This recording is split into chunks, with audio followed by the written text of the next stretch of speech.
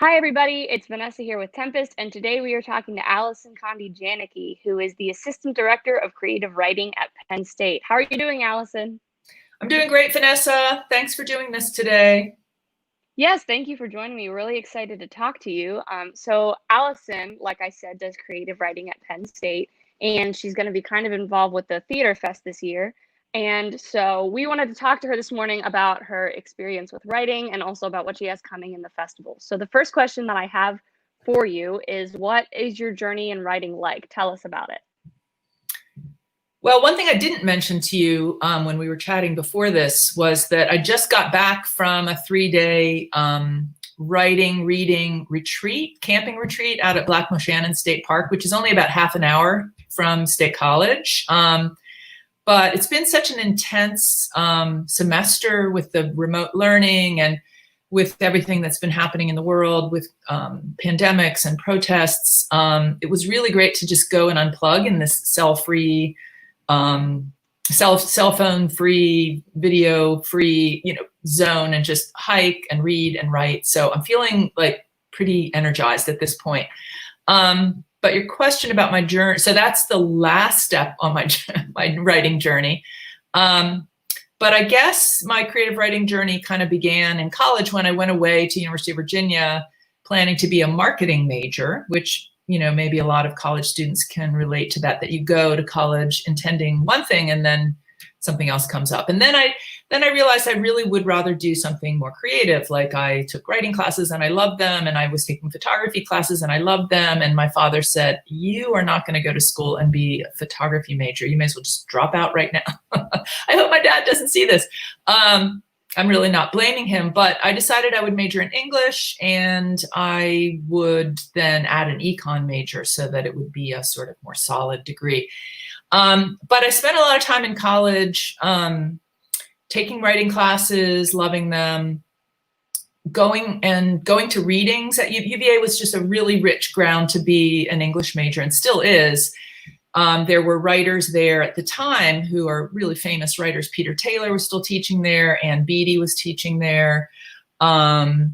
Later, Rita Dove came to Penn State when I was a graduate student there in the late 80s. Rita Dove is a famous, poet and former U.S. Poet Laureate, award-winning. And so writers were coming and giving readings, and I was going to them. I saw Maya Angelou dance out in a glittery gown and come out on a stage in a glittery gown, singing and dancing, and I was just really enthralled. I was also I was involved in the student literary magazine, Virginia Literary Review, and I became the fiction editor. And so that was an important community for me at UVA, was the sort of literary world. And, throughout, even though I graduated and did nothing for my first job related to writing, my econ major got me a job at an environmental consulting firm in Washington, D.C., and I did work with the Environmental Protection Agency, grant writing, doing community relations plans, visiting Superfund hazardous waste sites. So I was writing, but not really creative writing, although that did yield me a fiction story later, going out to a Superfund hazardous waste site in, I can't remember the name, Davenport, Iowa, with a colleague of mine. And anyway, so even while I was working with this environmental consulting firm, I went to readings at bookstores. I saw Amiri Baraka read. I saw Grace Paley read, one of my very favorite writers. I would go to the U.S. Poet Laureate readings at the Library of Congress, and I still have a signed copy of Mark Strand's book that had just come out when he was becoming U.S. Poet Laureate. And so I guess I just kept engaging in activities that would give me a more literary life. And I ended up getting a master's in English at UVA, and then we moved to Knoxville, and I was involved in writers groups with the Knoxville Writers Guild, and went to readings there and served on the board. And when we came back here, I didn't really quite know where I was headed, but I took some graduate poetry and fiction courses with Julia Kasdorf, who's part of the Fest. She's got a show happening, I don't know the time, with Shara McCallum, another poet at Penn State. And so I took classes with Julia Kasdorf and Charlotte Holmes, started teaching in the English department. And after a while, Charlotte asked me to serve as assistant director of creative writing and help run the reading series that the department has, the rolling reading series and the Dickinson lecture and the Fisher Writer in Residence program, and become the faculty advisor for the student literary magazine at Penn State, which is called Calliope. And so I just ended up somewhere I never could have predicted. It's not, people say like make goals and plans and plan out your 5 and 10 year. I couldn't imagine doing that. I was just sort of like grappling through a fog, and I landed someplace really amazing and delightful where I get to meet writers and teach students creative writing, and here I am. That's awesome. I think that especially the beginning part of your journey is really relatable to a lot of college students, especially those who are interested in the arts, with like the parent like advising them to get like the advertising or econ degree along with the music. I know I had a dance instructor in high school who came to Penn State for advertising. He's like, I've never used that degree in my life, but I have it. So I mean, I think it's wonderful that you kind of came full circle from like, do I get this writing degree? Like, I like these creative writing classes, to now you're like teaching these creative writing classes. And like you said, you ended up somewhere where you get to teach people and meet new writers all the time. And it's a really lovely story to hear that you like came from this, well, what do I do, to, well, now I'm teaching other people to do it. That's really wonderful. Yeah. So what advice do you have for young people who are just starting out in writing and want to get somewhere with it? So I did a little bit of thinking about this before we spoke, and I mean, there's so much advice you could give, but the 2 big pieces of advice I would say that I've just come to realize recently are super important. One is to become a literary citizen of your community or of the planet, really. When I lived in Knoxville, it was really important to me to be involved in the Knoxville Writers Guild, which was a really great organization. They had readings once a month, and they had writers groups. And I served as a judge on a high school writing contest there. And that's really, as my dad said, I should say, my dad later, understood my journey a little bit better and said, you've really found your tribe. And I have, to be a literary citizen. I feel like I have to be in the company of other writers to get the fuel I need to carry on writing what I feel I have to write, but which the larger world isn't exactly clamoring for. People are not really clamoring for literary writing or for lyric essays or even poems necessarily. But I think by putting myself in the company of other creative writers, I've learned the importance and value of literary citizenship, which includes stuff like attending readings to support fellow writers, supporting local bookstores like Webster's. Elaine is amazing. So she hosts the release parties several times a year at Webster's downtown for Calliope, our student literary magazine at Penn State. And it's just very important to support local bookstores, writers, by buying their books at local bookstores, writing book reviews. That's part of literary citizenship. I haven't written a lot of book reviews, but this summer, when I went to the Association of Writers and Writing Programs conference in March, leading into spring break, right before Penn State went remote, before we started like quarantining, all that kind of stuff, I bought a book by English professor at Penn State Harrisburg, Jen Hirt, H-I-R-T. It's called Hear Me, Ohio. And I read it on the way back. It's a collection of essays. And so I decided to write a book review when I got back, and it's going to air soon on WPSU, bookmark. And so that's part of literary citizenship, reading and writing reviews of other literary writers, subscribing to literary magazines. Like I said, I'm the faculty advisor for Calliope, the long-running print journal at Penn State. But I also teach a class at Penn State. And here's a plug for the class for the fall. Any students out there looking for kind of, I think it's a cool class. It's called Literary Journal Practicum, English 209. And it's the students work in the class to produce a literary journal. It's a online sister journal to Calliope, which students 4 years ago, when I started this class, named Clio, Klio. And it pleases me so much to see students learning about supporting each other in their creative endeavors, making beautiful publications out of their classmates' work, and sharing it through release parties, like I mentioned, at Webster's, which we didn't get to do this year because of the shutdown. But, just trying to build a literary and creative arts community at Penn State. That's just such a pleasing thing to me. So be a literary citizen. That's my first piece of advice. So it kind of sounds like that community aspect of writing is like really important, which I think is like something you maybe have to learn, because writing seems like this individual activity, but you have to really, like, it sounds like you're saying immersing yourself in the community of writers and readers is really important to like growing as yourself as a writer. Yeah. And it's that toggling back and forth between, it's a solitary endeavor, and some people are happy to be solitary all the time. Writers are often like introverts who have to sort of really transmogrify themselves into extroverts to get up and read, and it's a performance, but I don't know, not every writer is like that, but many writers do feel like they need that give and take. And when I was in college and I was writing and keeping a journal and writing little essays or stories, I thought, I'm just doing this for myself. I don't think I ever have to publish anything. To publish means to make public, I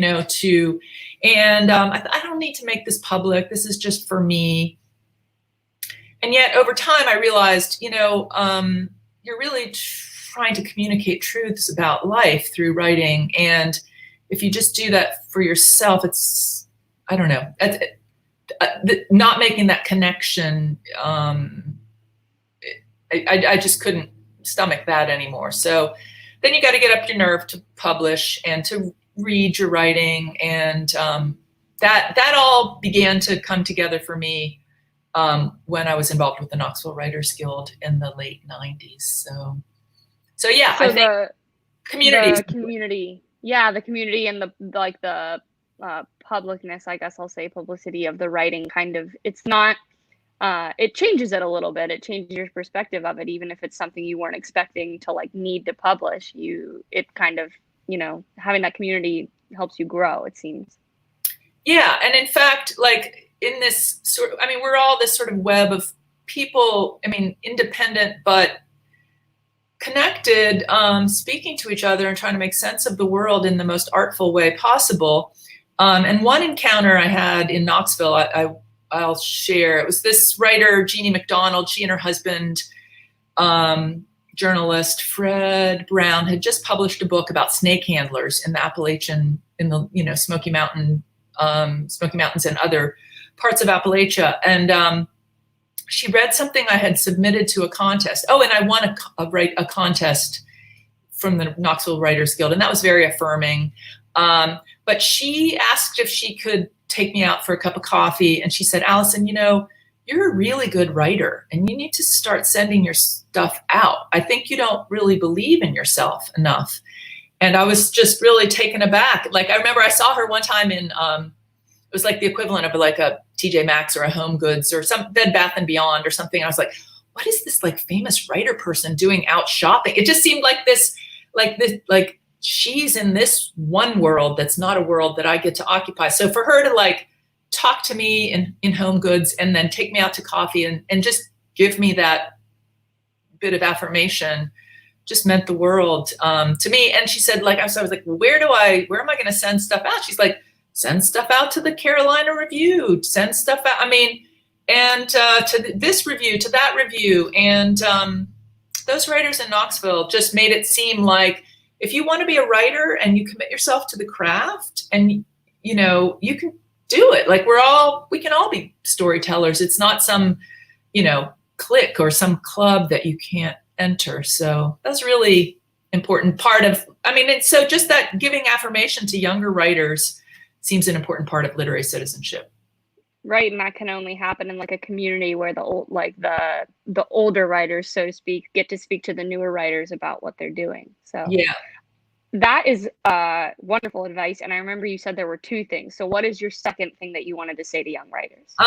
A second piece of advice is to keep a journal pretty, you know, faithfully. My college writing professors would always urge me to do that, and I don't know, I was always too, I did when I had to for class, but I didn't keep it very religiously. And not really until my later 20s, maybe mid to late 20s, did I start keeping a journal more faithfully. And later, I was just so glad I did. My husband and I went to visit my sister, who was in the Peace Corps in Zimbabwe in the early 90s. So I guess I was in my early mid 20s then.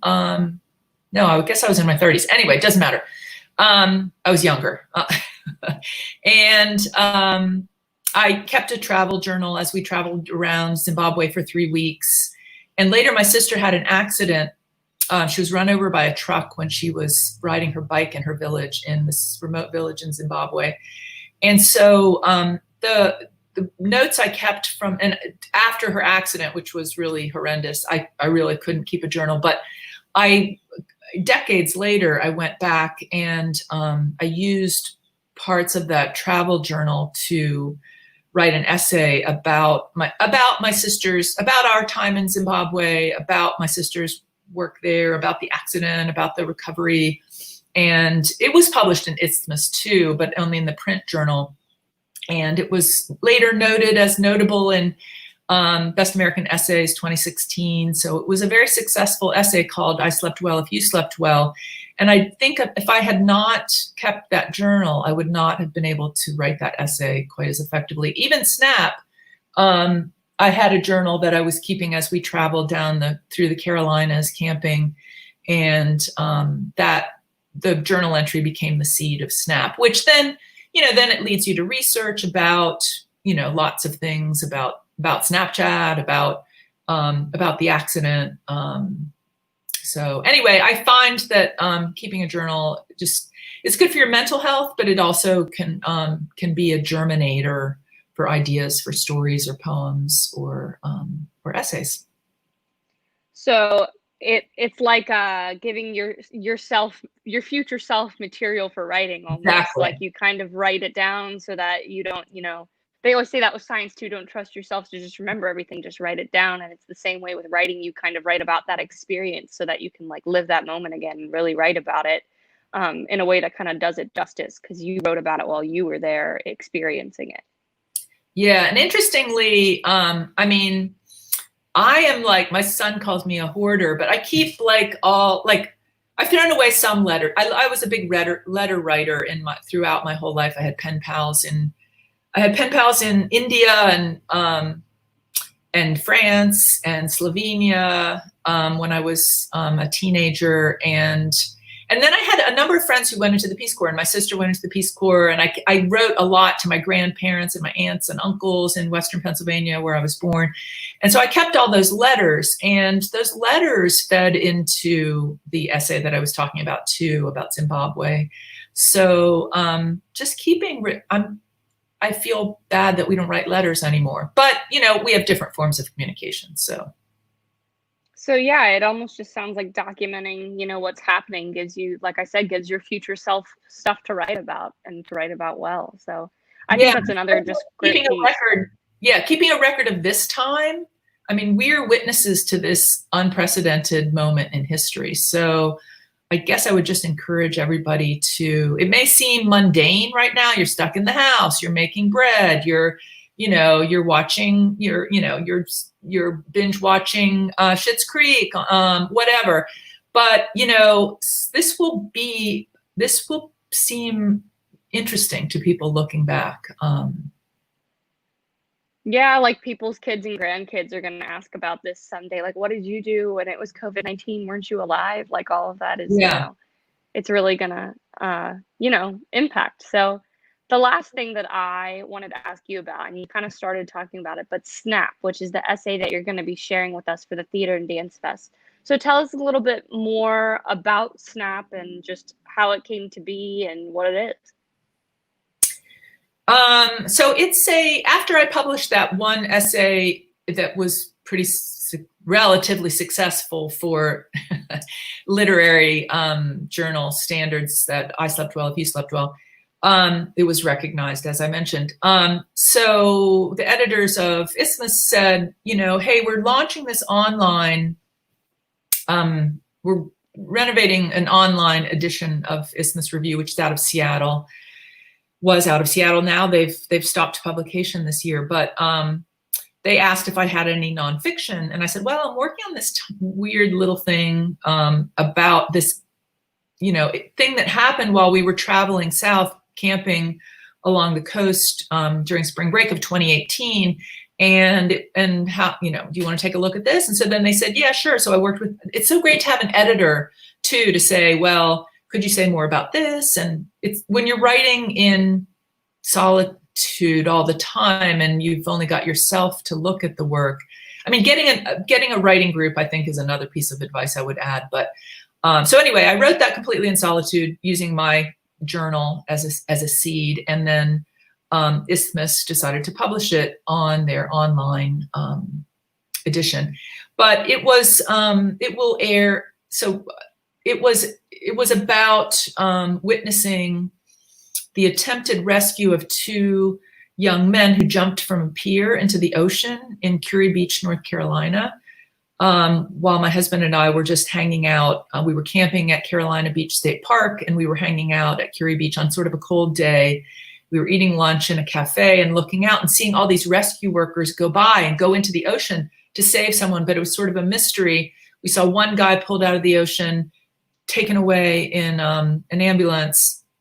But then later when we sat on the beach, there was a Coast Guard ship going back and forth, kind of searching more, and we weren't sure what happened, and it was never resolved while we were there. And so I kept checking online, and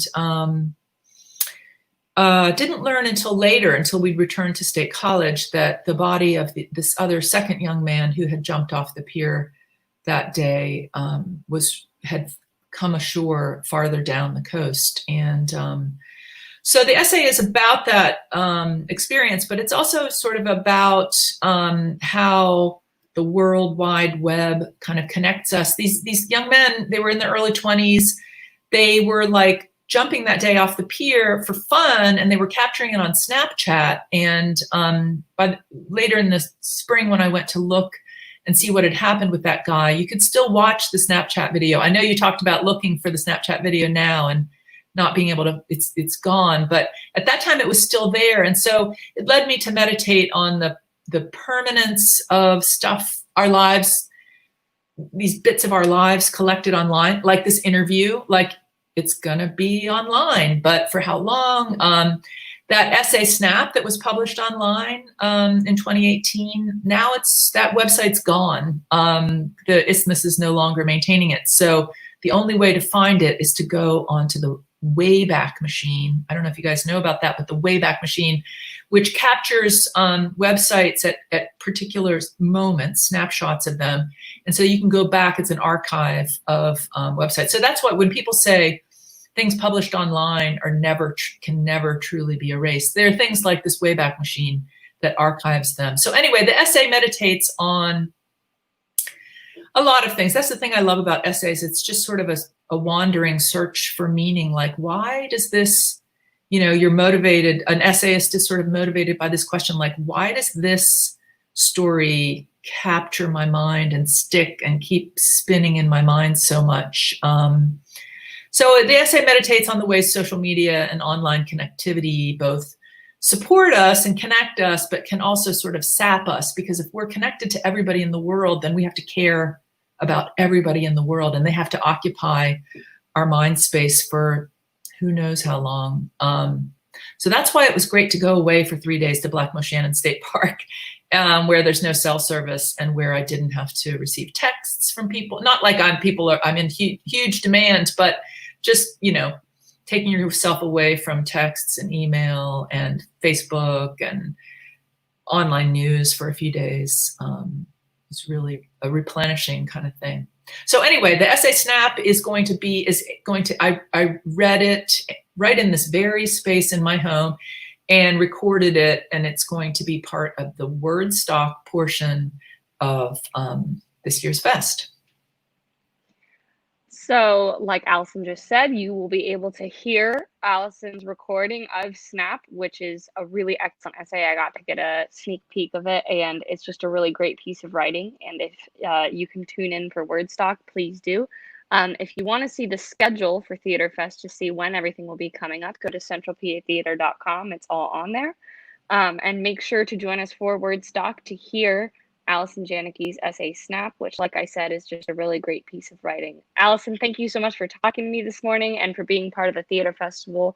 We really love having you, and I've loved talking to you this morning and just hearing a little bit more about your journey as a writer and just all of the advice that you have for young writers. I think it's just a really great experience to get to talk to somebody who is just, like being a creative writer, like those classes that I think some people just get fulfillment from that they've never gotten before. Like creative writing can just really open you up. I think it's great to get to talk to you and hear more about how you became a professor of that and how you still live that out and still write all the time. So it was wonderful to talk to you. I hope that you have a great rest of your day, and we will look forward to hearing Snap during the festival.